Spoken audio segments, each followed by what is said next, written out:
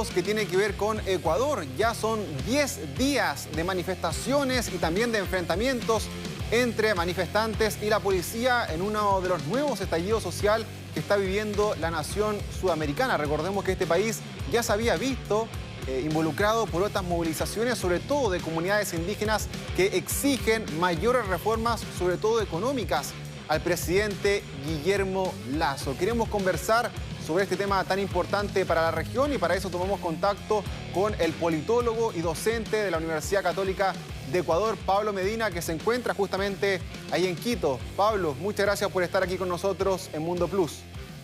Buenas noches, muchas gracias por la invitación, un placer.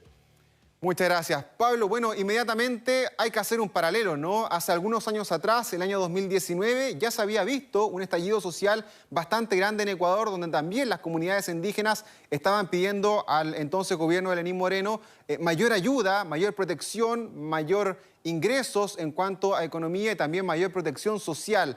¿En qué se equipara lo que se vivió hace 3 años atrás en Ecuador a lo que estamos viendo ahora? ¿Es netamente la pandemia, la crisis económica derivada del COVID-19 o hay todavía muchos problemas que no se han resuelto en el país?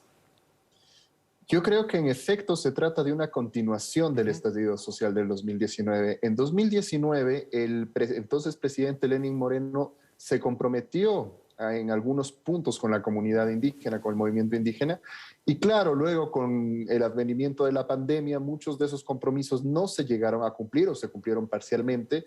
Hubo el cambio de gobierno durante la pandemia y esto dio un poco de oxígeno en el sentido de que uno esperaría unas reformas importantes del nuevo presidente. Sin embargo, el 24 de mayo, que cumplimos un año del nuevo mandato, las comunidades indígenas del sector, sobre todo agrario, campesino del país, vio que no habían tales cambios y convocó a una manifestación. Ya existió una manifestación anteriormente con un impacto, digamos, acotado, y esta de acá, si bien es cierto, pintaba a ser un poco más amplia la convocatoria. Sin embargo, el punto de quiebre, el punto que hizo que esta convocatoria sea realmente masiva, fue la detención del líder de la Confederación de Nacionalidades Indígenas el día martes, el segundo día del paro nacional, en unas circunstancias cuestionadas por el movimiento indígena, y esto, por supuesto, desató la ira del movimiento. El paro se agudizó, las protestas se volvieron más violentas también, y eso se combina con una grave crisis de inseguridad que vive el país. Entonces tenemos varios factores mezclados dentro de las protestas, de una protesta social legítima que seguramente tiene mucho que reclamar, insisto, legítimamente. Sin embargo, se ha confundido con actos vandálicos y también delincuenciales en muchos casos. Exacto, de hecho lo que han dicho las autoridades en las últimas horas es que llevan 4 fallecidos, ha habido también muchos daños, enfrentamientos. De un lado acusan represión policial, del otro también que hay muchos manifestantes que han sido violentos. Pablo, ¿por qué han sido los movimientos indígenas los que están liderando estas movilizaciones? ¿Cuánto tiene que ver la ruralidad, la desigualdad que existe dentro del mismo Ecuador? Según lo que ha dicho Naciones Unidas, cerca del 7% de la población ecuatoriana son indígenas. ¿Por qué ellos han tomado el liderazgo de estas manifestaciones? Bueno, el sector indígena históricamente en el Ecuador es tremendamente importante. Es el sector social probablemente el más importante en términos numéricos y también de reivindicaciones sociales. Esto es histórico. Recordemos que en el país ya al inicio del siglo, en el año 2000, entre los 90 y los 2000, hubo 3 caídas de presidentes y de ellas al menos 2 fueron directamente orquestadas por el movimiento indígena. En esta ocasión esto es distinto porque el país en el 2008, con el cambio de constitución, generó mecanismos constitucionales, incluso para la salida de un gobierno que no goza de popularidad o aceptación. Sin embargo, estos mecanismos, por supuesto, toman tiempo. Entonces, al recrudecerse estas manifestaciones del sector indígena, muchos de ellos recuerdan el repertorio de protesta antiguo y dicen fuera Lasso, es decir, que caiga el gobierno. Exacto. Y hay sectores más radicalizados que en efecto plantean que eso es hacia donde se tiene que ir. Entonces, esto para hablar del movimiento indígena y su repertorio de protesta. Ahora, en términos sociales, históricamente el movimiento indígena ha sido uno de los más desfavorecidos digamos, en servicios públicos, en garantía de derechos.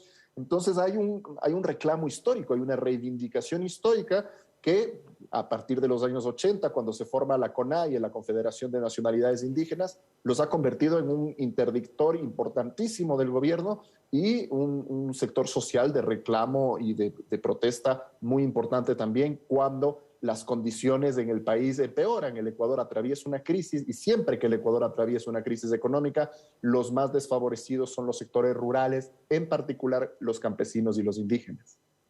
Pablo, la semana pasada los líderes de esta manifestación habían elevado una carta con 10 puntos, ¿no?, que le habían pedido al gobierno que debía cumplir. Entre ellos, disminuir el precio de los productos, disminuir el precio de los combustibles, mayor inserción y protección social, por ejemplo, en áreas como la salud, como la educación, mayores puestos de trabajo. ¿Cuál crees tú que todas estas demandas pudiese cumplir en un corto plazo el gobierno de Guillermo Lasso? Porque hay muchos temas, por ejemplo, el precio internacional del petróleo, que a lo mejor es muy difícil poder mitigar en estos momentos, sobre todo porque hay una crisis económica, hay inflación a nivel internacional. Pero ¿cuál crees tú que a lo mejor para poder contentar a los manifestantes podría cumplir el gobierno en unas semanas? El gobierno, de hecho, ha dado respuesta con algunas medidas puntuales, por ejemplo, el subsidio a fertilizantes, el congelamiento de los combustibles de bajo octanaje y del diésel, que es el principal combustible que se utiliza para el transporte. Sí. Ha dado algunas soluciones, ha declarado en emergencia el sector sanitario, pero quizá el problema fundamental que existe en el gobierno no es tanto las respuestas puntuales que pueda dar, sino la falta de política pública. El 24 de mayo, en el informe a la Nación anual que hace el presidente al Parlamento, una de las críticas más importantes es que, si bien es cierto, tuvo mucho éxito con el plan de vacunación durante el COVID, en términos económicos, sí, muestra cifras macroeconómicas interesantes, pero que para la economía del campesino suenan incluso insultantes, una burla cuando te dicen, sí, tenemos 10,000 millones adicionales de reserva monetaria exterior. Pero claro, eso no se traduce en escuelas. Estamos hablando de que hubo 30,000 estudiantes que no pudieron iniciar clases por falta de infraestructura, 90,000 estudiantes que no pudieron acceder a la universidad pública, crisis en el sector sanitario. Entonces, todo eso muestra una falta de política pública a mediano y largo plazo, de cualquier corte ideológico. Puede ser de derecha, de izquierda, no importa, pero una política pública. Y muestra de ello es el tema de seguridad. Quizá el problema más serio que tiene ahora el país es la seguridad. Enfrentamos una crisis sin precedentes en términos de seguridad. Y esta situación en donde la fuerza pública aparece como la represora de la sociedad no hace sino incrementar el problema de seguridad, porque en un momento en donde necesitamos que la fuerza pública goce de la confianza ciudadana en términos de que sepamos que nos protege, ahora estamos minando la confianza de la ciudadanía en la seguridad pública, que una vez que esto pase va a tener que seguir enfrentando el problema de narcotráfico y de seguridad transnacional que tenemos, y también el de seguridad pública más común derivada de la crisis económica. Entonces, lo que quiero decir es que más allá de las medidas, que yo creo que el gobierno está pensando en qué medidas puede dar y seguramente podrá cumplir más o menos con algunas de las demandas. Sin embargo, si es que el gobierno no quiere que esto le vuelva a pasar en 11 meses más, necesita política pública, insisto, de cualquier corte ideológico, pero alguna política pública. Pablo, el presidente Guillermo Lasso lleva recién un año en el gobierno. ¿Tú crees que estas manifestaciones, si se siguen agudizando, podría costarle el puesto en el poder? Te lo pregunto porque en el año 2019 salió muy perjudicado en aprobación Moreno después de las mismas manifestaciones y por eso quizás su sector a lo mejor no pudo obtener la reelección o buscar un puesto más importante dentro del gobierno. ¿Crees tú que para Lasso esto, además de costarle niveles de aprobación, podría sacarlo realmente del poder? En este momento, en el Ecuador existen básicamente tres formas constitucionales por las que un presidente puede salir anticipadamente del gobierno. La una es por revocatoria del mandato, es decir, los ciudadanos pueden buscar que se lleve a una consulta popular y se le revoque el mandato. En el Ecuador, en este momento, hay ya un proceso de recolección de firmas, es decir, inició un proceso de revocatoria del mandato que tendrá que continuar con la recolección de firmas y si es que se alcanzan las firmas necesarias, iremos a las urnas para determinar si se le revoca el mandato al presidente. Y además de eso, hay otros dos mecanismos, el de juicio político y uno que acá denominamos muerte cruzada, en la cual el presidente puede cerrar el Parlamento o el Parlamento puede destituir al presidente, pero ambos, tanto el Parlamento como la presidencia, llevan elecciones anticipadas. En este momento, el partido Unión por la Esperanza, UNES, del expresidente Rafael Correa, ha manifestado claramente que ellos están por la muerte cruzada. Ellos solos, aunque son la primera minoría en el Parlamento, no tienen los votos necesarios. Al parecer no tendrían apoyo en el Parlamento para desencadenar la muerte cruzada desde el Parlamento. Pero el presidente también, a su turno, ha dado declaraciones en donde no ha descartado la muerte cruzada si es que tiene bloqueos en el Parlamento. El presidente recientemente perdió su mayoría en el Parlamento, entonces seguramente va a tener dificultades legislativas. Entonces, todos estos escenarios dan cuenta de que los 3 años que vienen para el presidente van a ser muy complejos y, como mencionaba, si es que no hay una reforma estructural con respecto a política pública social, esta manifestación probablemente no sea la última que tenga que enfrentar. Pablo, seguramente tú debes saber también, nosotros el año 2019 también tuvimos un estallido social muy grande aquí en Chile, y no solamente Ecuador y Chile, sino que también vimos en ese momento a Colombia, vimos a Bolivia, que también tuvieron diferentes manifestaciones populares bien grandes en distintos puntos que marcaron obviamente las presidencias en ese entonces de estas respectivas naciones. ¿Hay puntos en común que se pueden ir sacando de por qué en estos momentos estamos viendo todas estas tensiones a nivel social? ¿Es la desigualdad que finalmente no se ha podido controlar dentro de América Latina? ¿Hay algunos puntos en común que a lo mejor han ido sacando todas estas sociedades para decir basta a ciertos sistemas? ¿Cómo analizas tú lo que se ha vivido en este continente en estos últimos 5 años? Si bien existen particularidades, por supuesto, en cada uno de los procesos, tú has mencionado ya el eje común, y el eje común tiene que ver con desigualdad. La distancia que existe entre las élites políticas, muchas de ellas tecnocráticas, y el ciudadano de a pie, sobre todo aquellos que están en sectores rurales. El caso de Bolivia y Ecuador en eso quizás son paradigmáticos porque, a diferencia de otros países de Sudamérica, no tenemos una gran concentración urbana. En el caso de Ecuador tenemos 2 grandes ciudades, Quito y Guayaquil, pero tenemos una gran población que está en ciudades de rango medio o en el mundo rural. Y para ellos, todos los beneficios, toda la riqueza que los países acumulan difícilmente llegan. Y esto es un eje transversal, digamos, Latinoamérica no es ni de lejos el continente más pobre del mundo, pero sí el más inequitativo.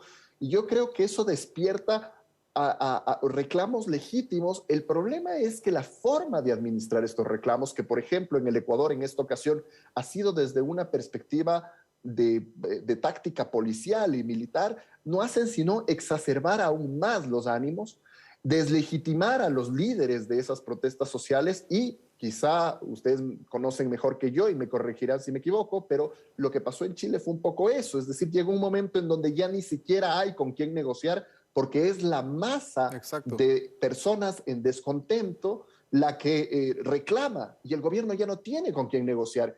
Digamos que en Ecuador la legitimidad del movimiento indígena es considerable, pero sus líderes también empiezan a desgastarse. Y con el tiempo, si es que estas ofertas de gobierno no se concretan, no hay una real política de protección social, educación, salud, lo mínimo, lo básico, seguridad, educación, salud, es muy probable que tengamos unos episodios más frecuentes de esto, de masa de gente descontenta reclamando derechos y un gobierno sin saber con quién negociar o tener con quién negociar.